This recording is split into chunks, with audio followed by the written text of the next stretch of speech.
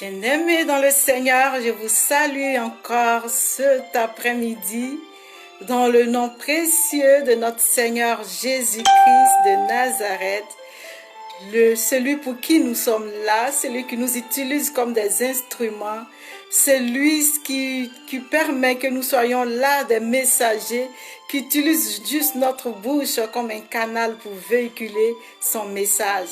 Que le Seigneur vous bénisse et que le Saint-Esprit nous remplisse davantage et qui permette que nous soyons disposés pour écouter encore ce message. La semaine passée, nous avons parlé de ton avenir dépend de ton choix. Et on ne peut parler de choix sans parler de conséquences, parce que les deux vont ensemble. Qui parle de choix parle de conséquences, parce que c'est nos choix qui engendrent les conséquences. Et selon les conséquences, on peut savoir si elles sont avantageuses pour nous ou si elles nous donnent un mauvais souvenir. S'il y a des avantages, s'il y a des inconvénients, c'est par rapport à nos choix que nous devons savoir tout ça. Et aujourd'hui, le thème que nous allons aborder ensemble, c'est les conséquences de nos choix. Les conséquences de nos choix. Comme je l'ai dit, on a parlé de nos choix et aujourd'hui, on va parler des conséquences de nos choix. Aujourd'hui, nous allons parler de David, un homme comme toi et moi, un homme selon le cœur de Dieu, un homme qui n'est pas différent de toi et moi. David est un homme pareil comme toi et moi. Et Dieu a dit à David qu'il l'aimait et que c'était l'homme selon son cœur. David n'a rien de différent de toi et moi. Christ aussi est venu sur la terre. Il est venu par amour pour nous, de la même manière qu'il nous a aimés, comme il a aimé David. Il est venu aussi pour nous et il s'est sacrifié pour nous. D'où il nous a démontré son amour sur la croix de Golgotha. On va parler de ce personnage-là, biblique-là, qui est David, qui avait aussi des hauts et il avait aussi des bas. Mais ces hauts et ces bas n'ont pas empêché Dieu de l'aimer véritablement, comme Dieu l'a toujours dit, l'homme selon son cœur. Malgré ses hauts, malgré ses bas, Dieu l'aimait toujours. Et Dieu avait un grand amour pour lui. Les hauts et les bas de nos vies n'empêchent pas Dieu de nous aimer. Dieu, ce qu'il n'aime pas, c'est le péché. Mais l'homme, il aime l'homme. Et David même a dit, qui est l'homme pour que tu lui accordes aussi une grande importance? Pour vous dire que Dieu aime beaucoup l'homme. On va parler de 2 Samuel 15. On ne va pas le lire pour faute de temps, mais vous pouvez le lire à la maison, 2 Samuel 15. On voit David ici, qui était un roi, et pendant une période donnée, les rois devaient se mettre en campagne pour aller conquérir des territoires, pour aller assiéger des territoires. Et David, qu'est-ce qu'il a fait? Il n'est pas parti aussi pour assiéger les territoires, conquérir les territoires. Il n'est pas parti en campagne, il est resté chez lui à la maison. Et quand il est resté, il a envoyé Joab, son chef d'état-major, il a envoyé aussi certains serviteurs, il a envoyé aussi Israël aller en conquête. Et lui, David, il est resté à la maison. David, dans son repos, il s'est reposé. Après, il a décidé d'aller sur sa dalle, sur sa toiture, pour se prendre un peu d'air, comme tout bon homme qui a une dalle ou qui a une toiture où on peut se promener et puis on peut prendre de l'air.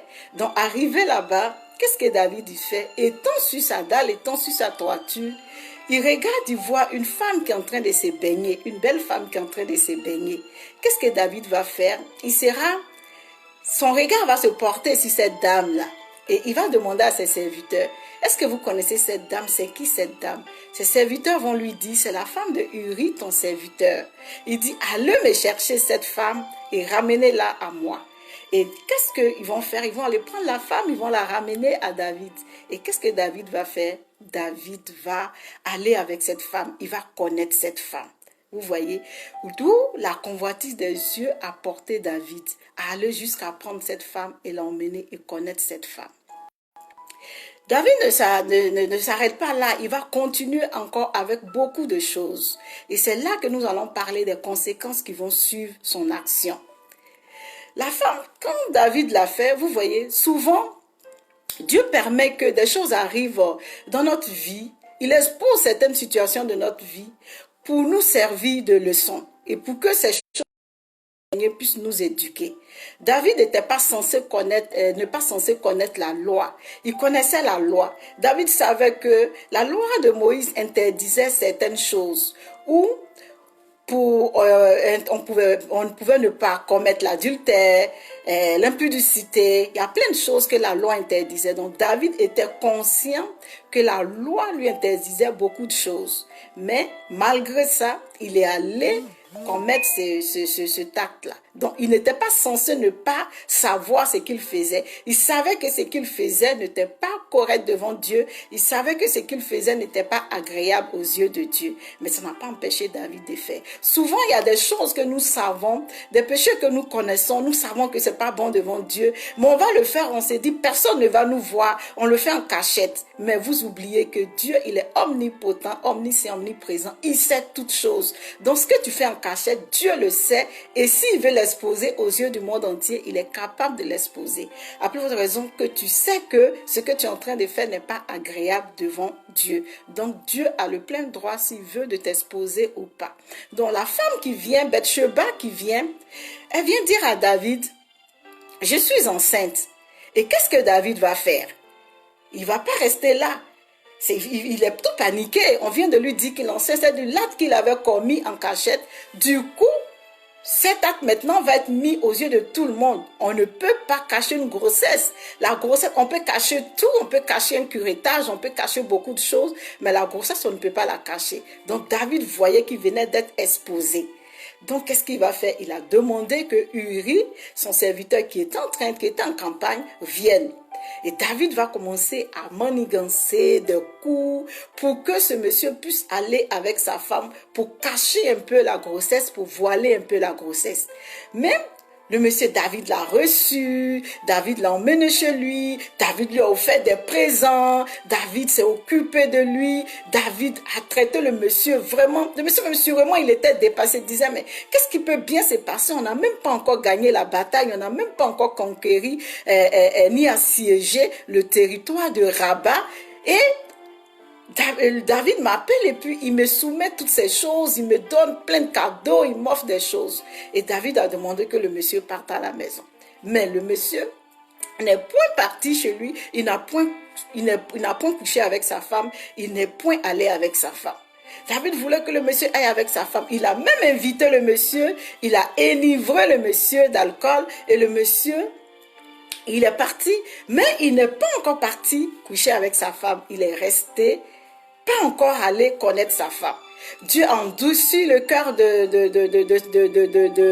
Uri pour ne même pas que Uri parte jusqu'à aller connaître sa femme. C'est Dieu qui avait endurci le cœur d'Uri. Et Uri disait, mais tandis que mes amis sont en train de faire la guerre, tandis que mes amis sont en train de conquérir un territoire, comment moi je peux me permettre d'aller dormir avec ma femme? Mais mes autres amis aussi ont des femmes, mais ils ne vont pas avec ces... Ils sont en guerre, pourquoi moi je vais aller le faire? Donc on voit que Uri n'a trouvé aucun plaisir, aucun avantage d'aller avec sa femme, tandis que les autres étaient en train de conquérir le territoire. Quoi de plus normal et raisonnable pour un serviteur de Dieu, en plus un serviteur du roi. Donc, qu'est-ce qui va se passer malgré que tous ces plans ont été faits et que Uri n'est point allé avec sa femme? David va aller encore à passer à une autre étape. Il va demander qu'on tue Uri, son serviteur. Et on va se dire, mais si Uri est mort, alors même si la grossesse s'expose, les gens vont dire, oh sûrement comme son serviteur est mort, c'est là qu'il a pris sa femme en mariage. Donc ça va encore cacher les choses. Il a tué Uri. Et la femme est restée veuve. Mais Dieu qui sait toutes choses dans les secrets, Dieu qui connaît toutes choses, Dieu qui sait toutes choses, ne s'est point attardé sur ce que David a fait. Mais il a envoyé Nathan le prophète aller voir David pour ramener David à la raison, pour dire à David, tout ce que tu as fait dans le secret, mon Dieu, je l'ai vu. Tout ce que tu as fait dans le secret, mon Dieu, je le sais. alors voici ce que tu as fait. Et David va reconnaître son péché. David va reconnaître son tort. David va reconnaître devant Dieu qu'il venait de commettre quelque chose qui ne glorifiait pas le nom de Dieu. Il va se repentir. Il va demander pardon à Dieu. Et en demandant pardon à Dieu, Dieu, il est tellement miséricorde, Dieu accepte le pardon de David. Quand on voit dans 2 Samuel 12, verset 13, on voit que Dieu accepte ici le pardon de David. Il dit à David, tes péchés te sont pardonnés. Mais ça veut dire, à cet instant-là où le péché de David était pardonné, à cet instant précis, supposons que David mourait, David héritait le royaume des cieux parce que son péché lui était pardonné. Tout était pardonné. Dieu a pardonné son péché. Pour vous dire que nos actes que nous posons, les conséquences physiques que nous avons sont différentes du salut. Ça n'a rien à voir avec notre salut. Ça n'a rien à voir avec le paradis. Ça n'a rien à voir avec quand on va mourir, on va aller en enfer ou au paradis. Dieu peut te pardonner une action. Tu as commis peut-être un péché, Dieu peut te pardonner l'action que tu as commis, mais les conséquences physiques peuvent être là, peuvent être visibles. Je prends l'exemple de quelqu'un à qui ses parents ont parlé. Ils ont dit à la personne, ah, ne sors pas, l'enfant adolescent, quand tu t'en vas, il y a des renards dehors, il y a plein de choses dehors qui vont faire que tu vas tomber dans le péché et c'est pas bon. Les conséquences, tu pourras pas les supporter. À 18 ans, si tu viens à la maison avec un enfant, tu ne pourras pas supporter toutes ces conséquences. L'enfant n'écoute pas ses parents, il s'en va dehors.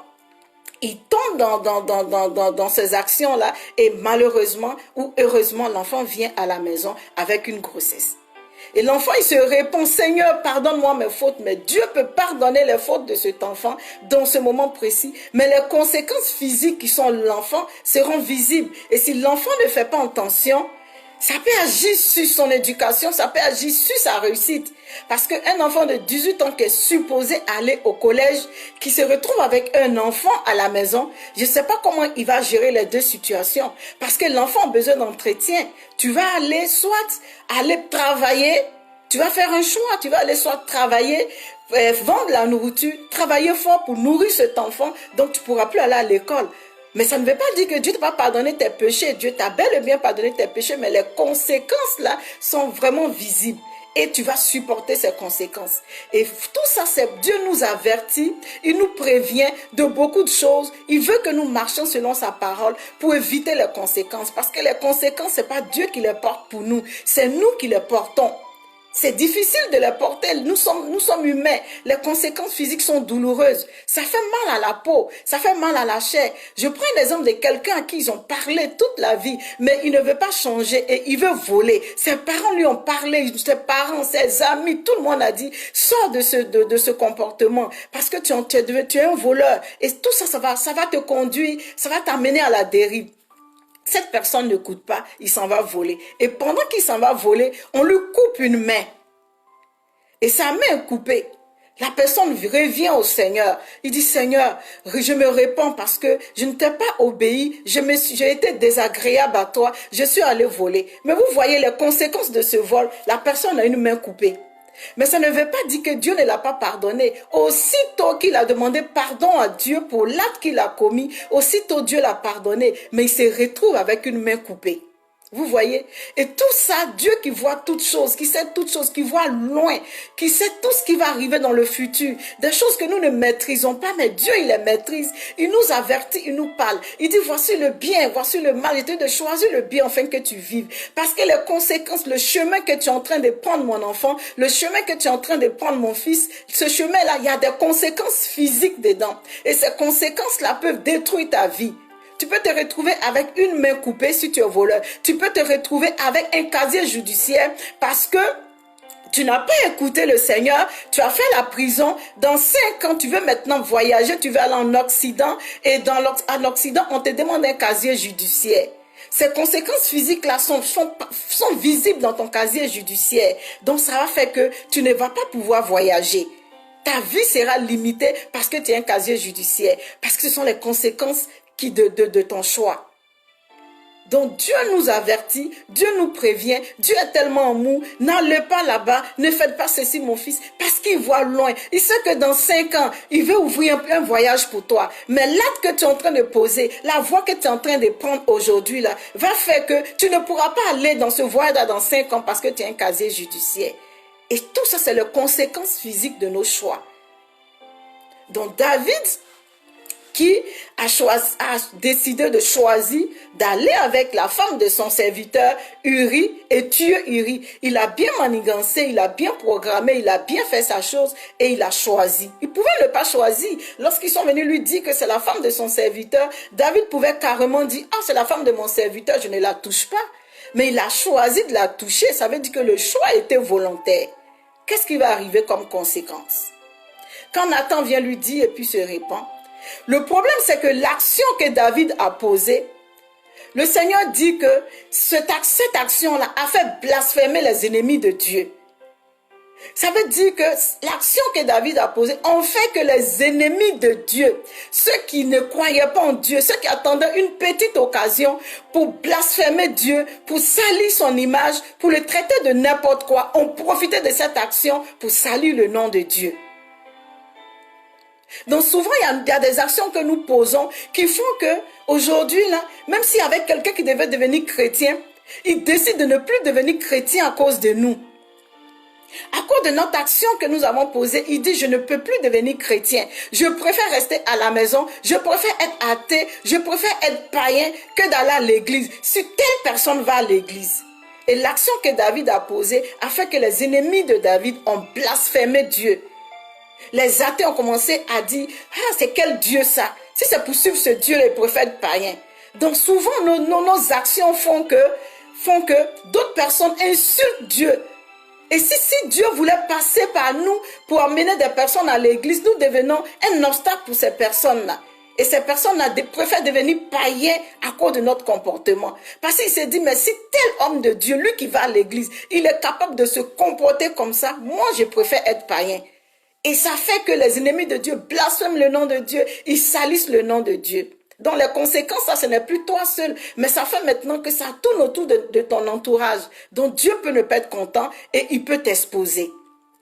Donc parce que le comportement de David avait fait blasphémer les ennemis de Dieu, qu'est-ce que Dieu a dit? Il dit, alors l'enfant que tu as eu va mourir. La première conséquence, mort de l'enfant. L'enfant, il est mort. Ça, c'est la première conséquence. Parce que, à travers David, les ennemis de Dieu l'ont blasphémé. Donc, l'enfant, il est mort. Vous voyez où ça emmené? L'enfant, il est mort. Dieu ne s'est pas arrêté à la mort de l'enfant. Hein? Dieu ne s'est pas arrêté à la mort de l'enfant. Il a dit que l'épée ne s'éloignera point de ta maison. Il a dit à David, l'épée ne s'éloignera point de ta maison. Et je vais faire sortir de ta maison le malheur. Vous voyez, de succession en succession. Ça veut dire, à cause du comportement qu'il a posé, il a posé, de l'acte qu'il a posé dans sa maison, tout de suite, il y a eu un désordre total dans sa maison. Son action a mené un désordre total dans sa maison. On va voir ici, dans 2 Samuel 13:4, son fils Amnon qui couche avec sa sœur Tamar. Il couche avec sa sœur Tamar. Vous voyez le désordre que sont menés dans la maison. Dans 2 Samuel 15:10, on voit Absalom, son fils, qui veut prendre la royauté de son père, qui veut prendre le pouvoir, qui veut devenir roi à la place de son père. Le désordre, la paix, il n'a pas retrouvé la paix dans sa maison à cause de l'action qu'il a posée. Dans 2 Samuel 16:21, on voit Absalom aussi, son fils, qui s'en va coucher avec les femmes de David. Ça veut dire les femmes de ton père, les concubines de ton père, que ton père dans sa fuite, lorsque tu veux prendre sa place, donc il est en train de fuir, il est en train de se protéger. Les femmes qu'il a laissées, il est allé jusqu'à aller connaître ces femmes-là, aller coucher avec ces femmes-là. Donc vous voyez où ça a emmené le désordre, où le désordre est allé. L'a conduit, les enfants son fils à aller coucher avec sa femme. Qui va vouloir que un de tes enfants couche avec sa femme? C'est impossible. Mais l'action, parce que les ennemis de l'Éternel, David avait fait blasphémer les ennemis de l'Éternel, il a eu plein de conséquences, il a eu plein de choses qui sont arrivées. Nos actions que nous posons, faisons attention à nos choix. Parce que nos choix peuvent influencer notre maison. Ça peut agir sur notre maison. Je prends peut-être l'exemple de quelqu'un qui a décidé peut-être de se séparer. Peut-être que c'est son choix qu'il a fait. Il y a tellement beaucoup de contraintes, il y a tellement beaucoup de choses. C'est tellement pas facile de supporter. On ne peut pas obliger quelqu'un à supporter, à vivre dans une vie d'enfer. Mais quand tu décides de faire le choix, les conséquences sont quoi? Aujourd'hui, tu vas voir que les enfants sont séparés. Les enfants vont aller chez leur maman, ils vont faire une semaine. Ils vont venir chez leur papa. Il y a une nouvelle femme à la maison. L'enfant n'est pas à l'aise. Tout ça, ça met du désordre. L'enfant est obligé d'aller se confier dehors. Parce que quand il va chez son papa parle mal, lui parle mal de sa maman. Quand il vient chez sa maman lui parle mal de son papa. Le désordre dans la famille. Et tout ça, ça peut engendrer beaucoup de conséquences. Ça, c'est les conséquences, les inconvénients de ce qui est arrivé à David. Mais aussi dans la Bible, il y a aussi certaines personnes qui ont fait des choix et ça a donné des avantages. On va parler aussi de ces personnes, on ne va pas rester seulement sur les inconvénients, mais on va parler aussi des bons choix où les bons choix nous ont amenés. On voit Elimelech qui avait pour femme Naomi, il y avait la famine à Jérusalem et ils ont décidé d'aller à Moab. Et quand ils sont allés à Moab, on voit là-bas que Elimelech, le mari de Naomi, est mort. Et quand il est mort, après ça, ses enfants aussi sont morts. Il a laissé sa femme Naomi veuve. Et il a laissé les deux filles, Ruth et Orpa, veuves, qui étaient les femmes de ses enfants-là. Mais elles aussi, elles ont fait un choix de vie. Et ces choix aussi ont été avantageux pour eux. On voit que Naomi leur a dit, ne me suivez pas. Naomi partait, mais elle a dit, ne me suivez pas. Restez, retournez chez vous. Présentement, je suis vieille, je ne peux même pas avoir d'enfant. Et même s'il y avait quelqu'un qui me remariait et que j'avais un enfant, à quel moment les enfants vont grandir et puis vous allez les marier?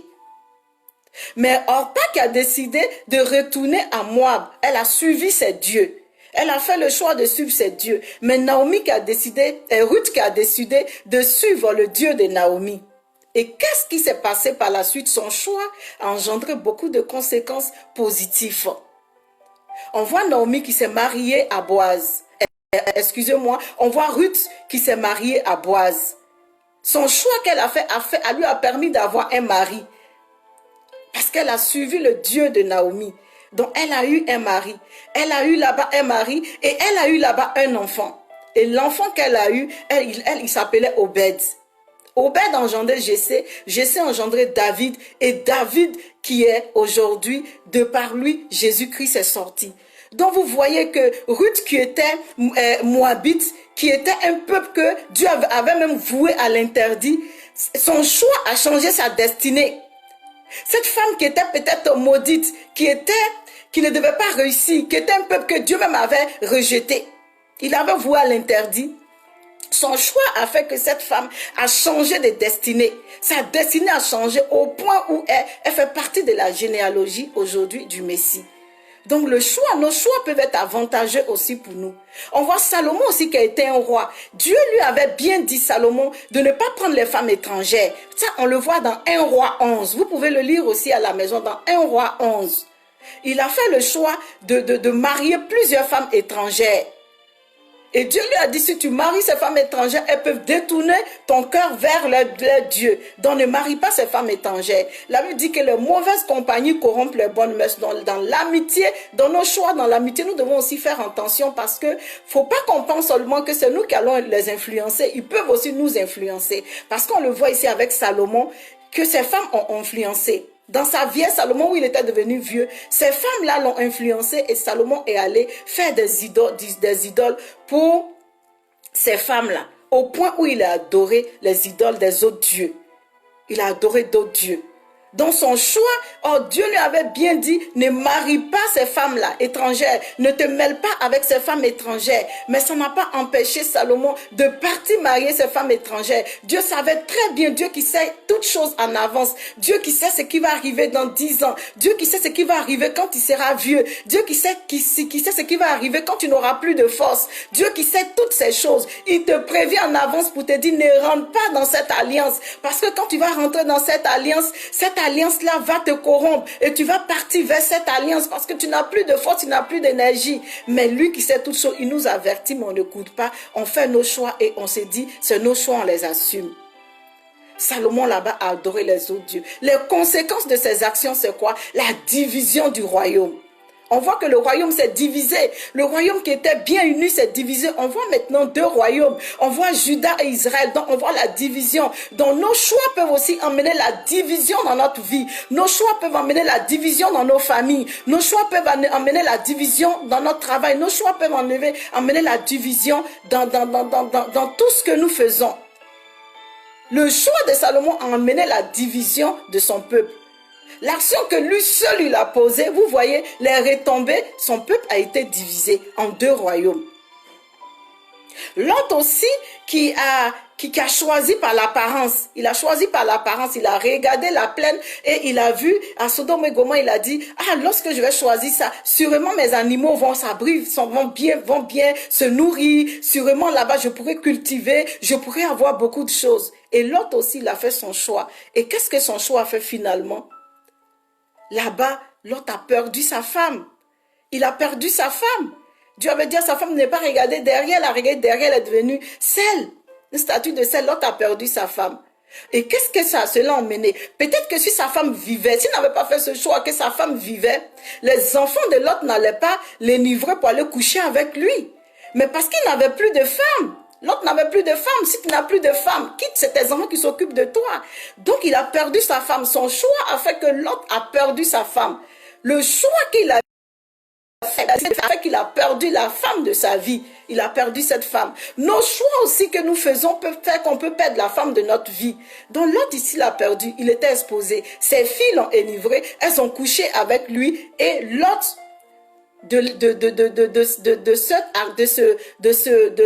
cette action-là, est sorti des enfants. Les Ammonites et les Moabites. Un peuple très idolâtre. Et ces enfants-là, on suppose que c'est le choix de Lot. Là où ils étaient, là, à Sodome et Gomorrhe, ils ont sûrement vu des pratiques que les gens de ce peuple-là ont fait. Et ils ont pris ces pratiques-là pour emmener aussi dans leur cheminement.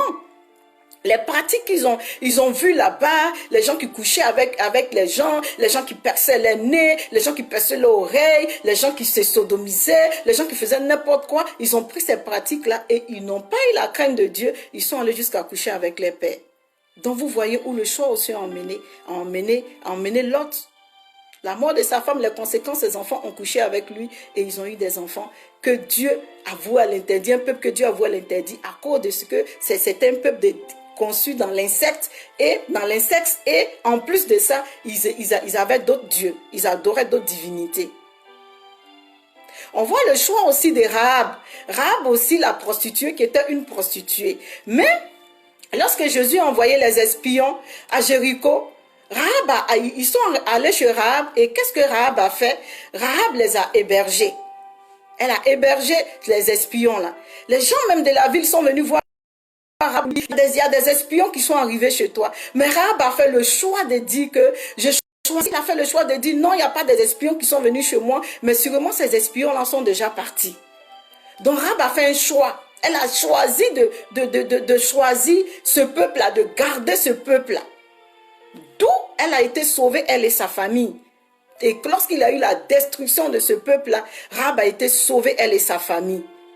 Et Rahab aujourd'hui, sa destinée a changé. Rahab qui était une prostituée, qui avait le nom de prostituée, Rahab ne s'appelait plus prostituée. Rahab a eu une nouvelle destinée à cause du choix qu'elle a fait. Le choix de Rahab aussi fait partie aussi de l'hospitalité. Tu peux décider d'être hospitalière. Parce que dans l'hospitalité aussi, il y a des bénéfices, il y a des avantages.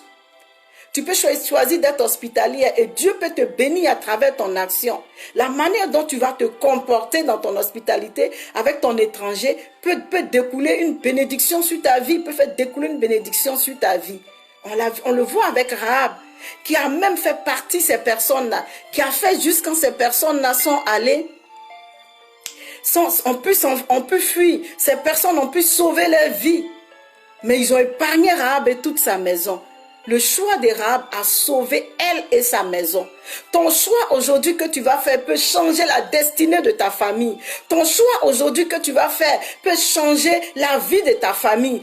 Si on avait dit que dans ta famille, vous ne deviez pas réussir. Si on avait dit que dans ta famille, vous deviez être des personnes que vous vous mariez, vous mariez, mais vous vous séparez. Si on avait dit que dans ta famille, ceux-là, ils ne devaient jamais voyager. Si on avait dit que dans ta famille, ceux-là, ils ne doivent jamais réussir. Leur niveau là, le terminus de leur niveau là, c'est BPC. Je veux te dire aujourd'hui que ton choix peut faire que ta destinée peut changer et changer la destinée de ta famille. Le Seigneur dit que voici le bien et le mal, mais je t'ai choisi le bien afin que tu vives. Tu peux être celui par qui Dieu peut passer pour changer la destinée de ta famille en fonction du choix que tu fais. À toi de voir, si tu veux choisir la vie pour changer la destinée de ta famille, pour être celui-là même que Dieu envoie pour changer l'histoire de ta famille, la balle est dans ton camp. Si tu veux être aussi celui-là qui ne veut pas écrire l'histoire de ta famille, la balle est dans ton camp. Ruth a suivi Naomi, mais aujourd'hui dans la Bible qu'on lit, on ne voit pas le chapitre de Naomi, on voit le chapitre de Ruth. Quand tu lis la Bible, tu vois Ruth, elle a un chapitre tout entier. Elle a changé son histoire. Et aujourd'hui, on parle d'elle de génération en génération. Le choix que tu vas faire, si tu veux que ce choix-là fasse parler de toi de génération en génération, alors à toi de choisir le bien. Et ce bien-là, c'est la voie de Jésus-Christ. Ce bien-là, c'est la voie du salut. Ce bien-là, c'est la voie de celui-là même qui s'est donné pour toi sur la croix. Qui a donné sa vie pour toi, pour que ta destinée change, pour que ta vie change, pour que ton histoire change. Ce matin, je suis venue t'annoncer cette bonne nouvelle. Afin que tu ne sois plus mélangé, tu ne sois plus distrait dans tes choix, mais que tu réfléchisses avant de faire tes choix. Car dans les choix, il y a des conséquences. Et les conséquences peuvent nous suivre toute la vie. Et dans le choix aussi, il y a des avantages. Ces avantages peuvent nous suivre toute la vie. Que le Seigneur bénisse sa parole. J'ai été encore émerveillée d'être avec vous. J'ai été vraiment contente d'être avec vous. Et encore, on se donne rendez-vous lundi prochain pour encore d'autres sujets très intéressants à aborder, pour encore d'autres messages très importants à aborder. Que le Seigneur vous bénisse. Je vous aime beaucoup. Au nom de Jésus. Amen.